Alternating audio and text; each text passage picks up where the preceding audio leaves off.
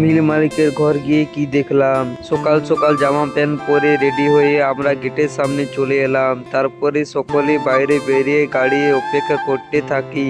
আর এই হলো পান্ডে।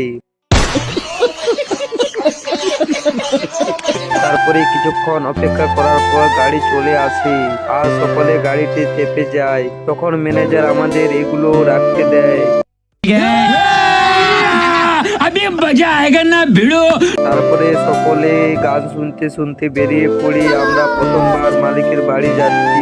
সেখানে নাকি লক্ষ্মী পুজো, এখানে আসতে আমাদের সকলকে প্রসাদ ধরিয়ে দিল।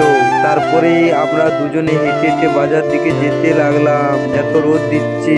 বাজারে এসে সকলে রুমাল দেখতে শুরু করে দিল।